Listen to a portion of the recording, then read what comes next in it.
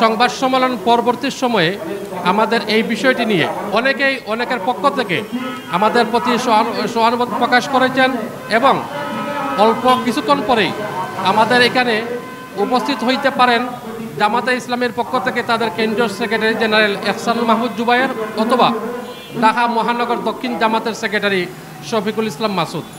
এছাড়াও এবি পার্টির পক্ষ থেকে একজন তাদের প্রতিনিধি আসতে পারে।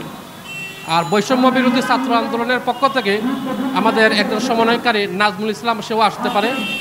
এমন অবস্থায় আমি বিশেষ করে আমাদের গণমাধ্যমের ভাই বন্ধুদেরকে আমি উদাত্ত আহ্বান জানাই, আপনারা আমাদের এই বিষয়টি যেভাবেই হোক আপনাদের পক্ষ থেকে মানবিক দৃষ্টিতে বিষয়টি আপনারা ফুটিয়ে তুলবেন এবং আমাদের পাশে এবং আমাদের ব্যক্তিদের পাশে থাকবেন, এটাই আমি আপনাদের কাছে বিনীত আহ্বান জানাচ্ছি। আসসালামু আলাইকুম।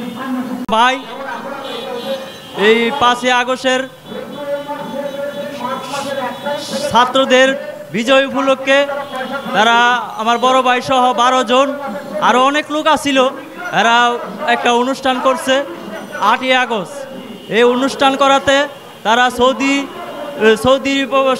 সৌদি পুলিশ তাদেরকে ওইখানে আটক করে ফেলে। তাই এখন মনে করেন আমরা এখানে মানববন্ধন করতেছি। আমরা ঈদের আগে আমরা এই 12 জনকে মুক্তি চাই প্রধান উপদেষ্টার কাছে। আমার সাংবাদিক ভাইয়েরা আপনারা যে কোনোভাবে এই মানববন্ধন পৌঁছায় দিবেন, যাতে আমরা ঈদের আগে যাতে আমাদের ভাইদেরকে আমাদের শুট করব। তাদের কি অপরাধ ছিল? 5ই আগস্ট পর শেখ হাসিনা পতনের পরে সারা বাংলাদেশে উদযাপন করেছে। তারা তাদের মতো করে তারা খুশিতে উদযাপন করেছিল। এই শেখ হাসিনা দোষরদেরকে বিতাড়িত করার পরে তারা উদযাপন করেছিল। তাদের কি অপরাধ?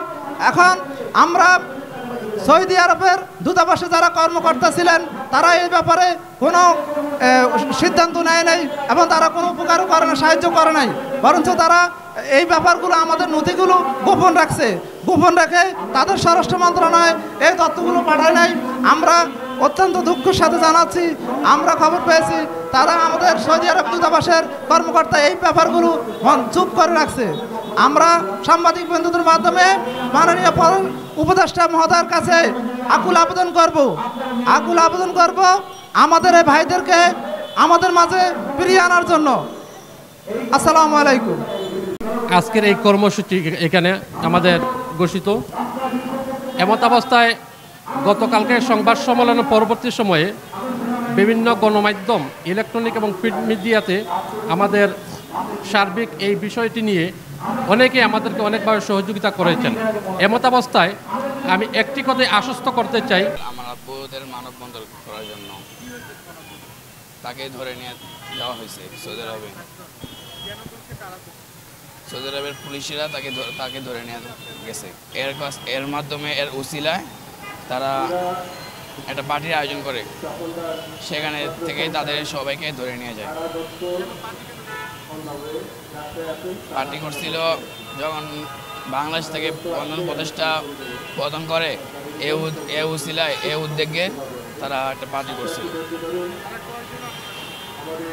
তারা প্রথম 120 জন আটক ছিল।